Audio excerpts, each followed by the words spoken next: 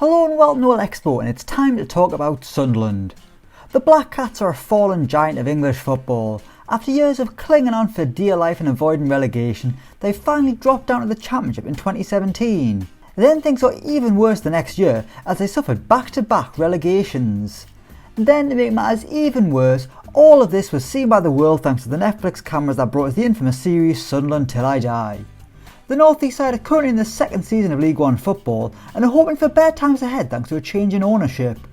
Chancellor Stuart Donald is no more, as he's been bought out by a French kid who got far too much money for someone who's younger than me. Sunderland fans will be hoping that new owners can stabilise the club and get them back to the top, but it might take a while. But what if they got a helping hand from some of their previous players? Well, using Football Manager 2021, that's what's going to happen. I've sent 15 players from Sunderland's past back to the Stadium of Light, and they've all got 6-year deals on just £1,000 a week. You know, just to ensure there's no financial difficulty. And the majority of them have got future moves lined up, so they definitely won't leave the Stadium of Light. So back at Sunderland we've got Jordan Henderson, Jordan Pickford, Jermaine Defoe, Simon Mignolet, Patrick Van Aanholt, Josh Madger, Fabio Borini, Sebastian Coates, Ahmed El Mohamedi, Adnan Januzaj, Yann M'Vila, Danny Rose, Johnny Evans, Marcus Alonso, and finally Nicholas Bentner. Not Adam Johnson, you know, because of obvious reasons. I've also released a few players so there aren't too many players at the club, and I've left Lee Johnson in charge, as well as upping the club's balance to £112 million. Will these former players be able to take Sunderland back to the top and allow them to actually thrive in the Premier League, or will it be another car crash that needs to be seen on Netflix to be believed? Let's find out. Right, so here we are at the start of the simulation. Here is the Sunderland team. You can see it's filled with former Black Cats return at the Stadium of Light. There's one name I forgot to mention at the start. Oscar Ustari is back for no reason. He wasn't a legend at all, or even a liked player at Sunderland, but he was there on loan and he's a Football Manager legend, so we just thought we would chuck him back for a few years, see how he gets on. He is 34 years old. He'll probably never play, but it's fun, isn't it? Sunderland should absolutely walk League One. To be honest, the Championship should be easy as well. But let's see how they get on. How easy will it be for them in League One with this myriad of ex-Sunderland legends? Legends might be a stretch. Ex-Sunderland players. Okay, so here we are at the end of season 1, and as you can see, as expected, Sunderland have absolutely pissed it. They have won League One, they are going back to the Championship, and they got a huge 101 points on the board. They only lost 5 games all season, which was less than anyone in the entire division. Hull were the closest with 7 defeats. But it has been dominant from Sunderland. They have gone up 34 points clear of second place Hull. We'll have a look at the player stats. Jordan Henderson, the best player in the division, which is kind of expected considering he's a Premier League winning captain. Borini, one of the top scorers. Johnny Evans, one of the bigger Man of the Match award winners, which is a weird thing to say. Not because he's not very good, it's just a weird way of saying he's got more Man of the Match awards than anyone. Anyway, Jordan Pickford, 25 clean sheets back at the Stadium of Light. I think that's more than he ever got at Sunderland, considering he only had one real season in the first team and they got relegated. He probably only got about 2 clean sheets the whole season. But let's have a look at the Sunderland team. Let's see who've been the star players. Max Power still the captain though. Jordan Henderson vice captain. I mean, if I was Lee Johnson, I would just give the armband straight away to Jordan Henderson. Get rid of Max Power. But we'll have a look. Jordan Henderson, their best player, 7.53 rating, just pipping Johnny Evans. Sebastian Coates, another big name. He's done well as well. Marcus Alonso's done brilliantly. One of the more prolific players. Prolific's not the right word. Who's played the most, I should say. 53 appearances in all competitions.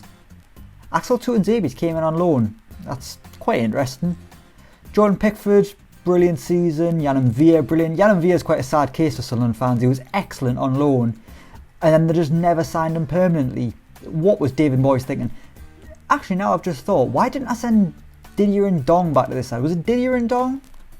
Ndong, he was absolutely naff for Sunderland. Fabio Borini's done well, 20 goals. Jermaine Defoe's got 17, 16 for Madger. So there have been goals throughout the team.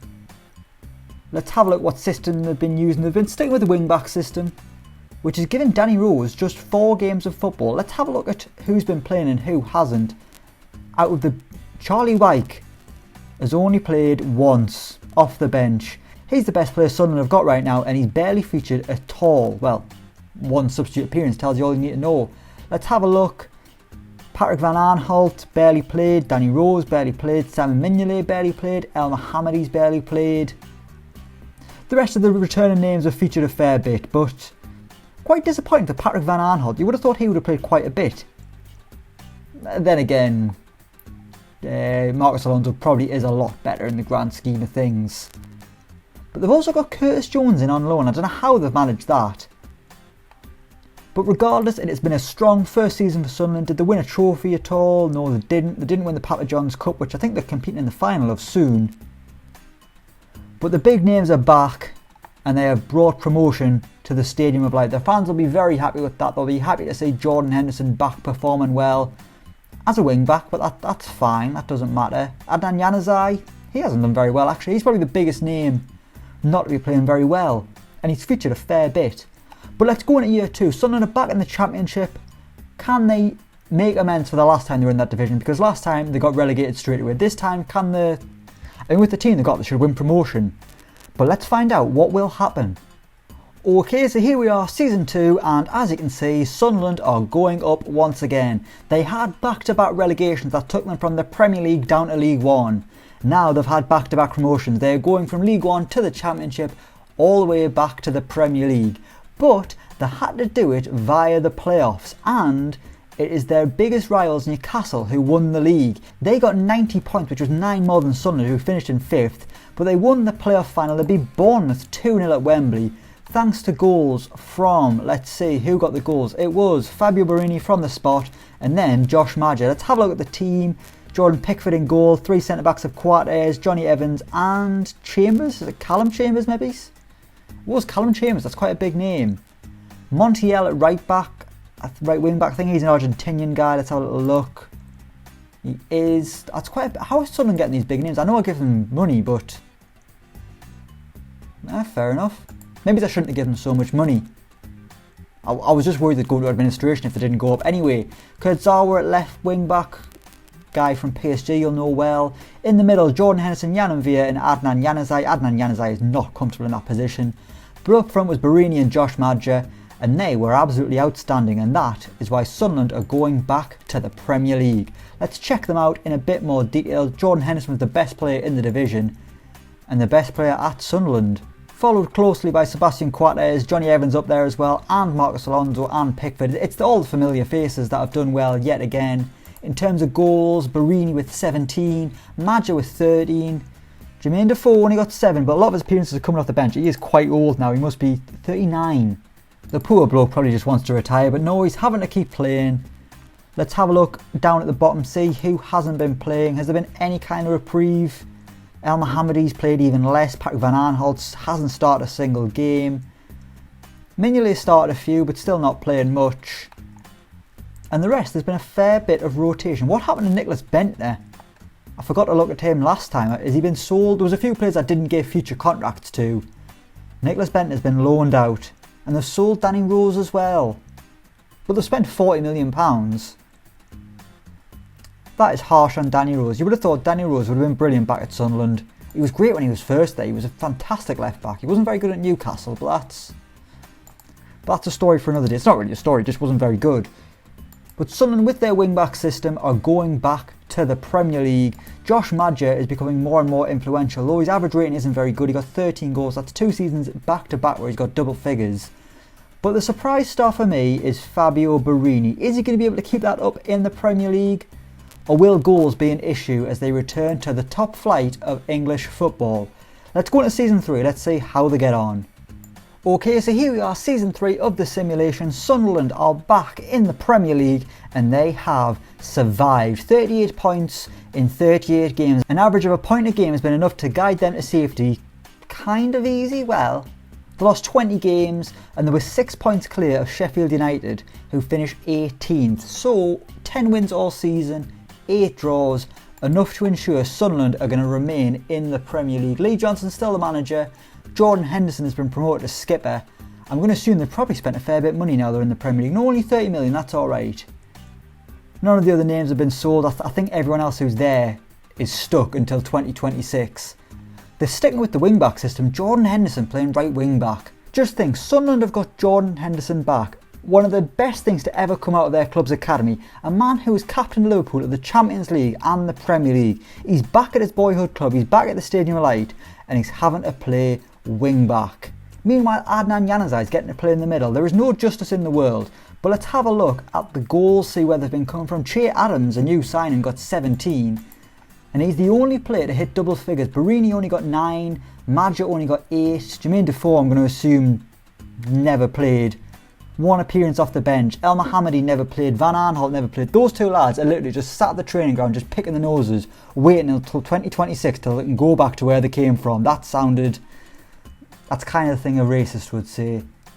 Until they go back to the club where they've got a future transfer agreed, which would send El Mohammadi to Aston Villa and Van Aanholt back to Crystal Palace. Right, I've covered my arse there. But Sunderland have survived in the Premier League. 15th is pretty good. I mean, they haven't been miles clear of the relegation zone, but they have survived. Was it a dogfight? Hard to really tell. Let's have a look at their past positions in the league, which will tell where they've been throughout the season. So they started quite well. They were even in the top half for 1 week. And then the wheels fell off in the new year. They did briefly drop into the relegation zone, but they've clawed their way out of it at the end of the season.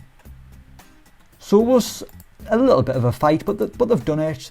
Going to assume there's not been any success in any of the cups. No, FA Cup quarter-final. But more importantly, they have survived. They got a big win against Arsenal late on in the season. Josh Madger and Che Adams, and a Bernd Leno own goal. But that's 3 seasons in. Sunderland, they've done the back-to-back promotions. They're back in the Premier League, and they've survived. Into season 4, can they continue to climb the table, or is survival just the best they can hope for at the Stadium of Light? Let's find out in season 4. Right, here we are, season 4. Sunderland have survived yet again in the Premier League, but they have slightly gone backwards.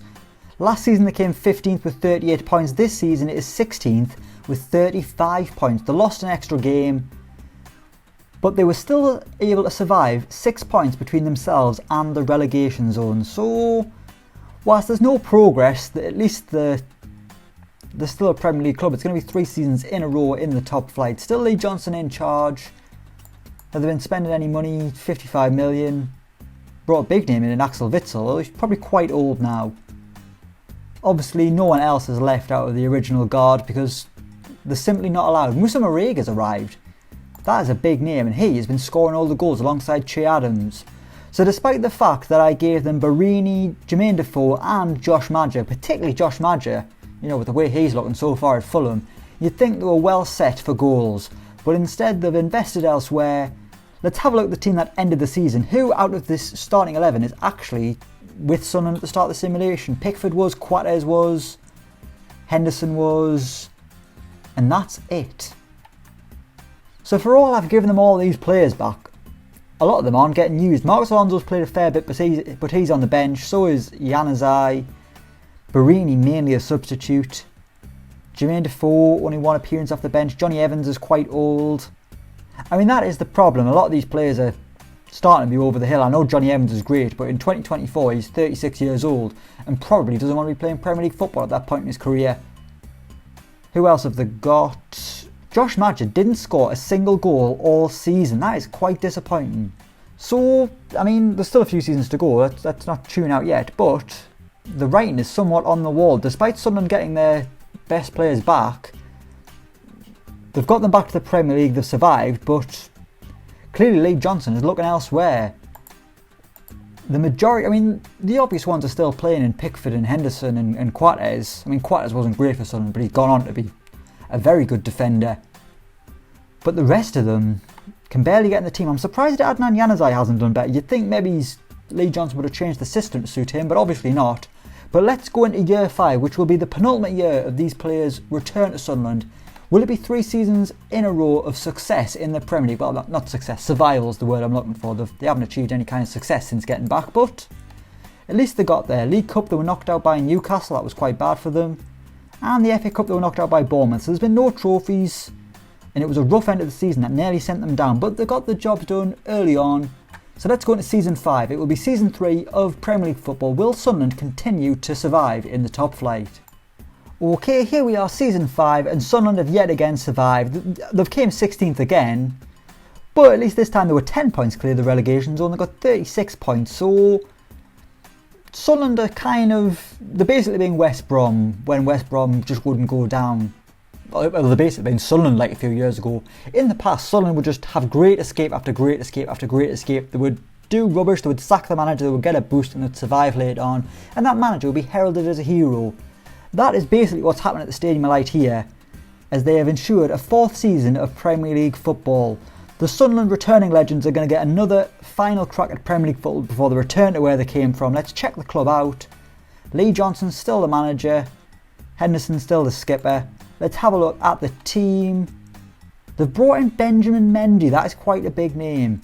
Januzaj's been back in the starting 11, but if you scroll down to the bottom, the ones who are not playing: Defoe, Van Aanholt, Johnny Evans, Simon Mignolet, Yann M'Vila, Ahmed Al-Mohammadi, Marcus Alonso, all of those players are not getting a game. But Josh Maggio, even though he's on the bench, only started 1 game. Barini only got 1 start. Lee Johnson does not give a crap about these Sunderland legends. He's only interested in Pickford, Coates and Jordan Henderson and kind of Adnan Januzaj. The rest of them is basically a new team.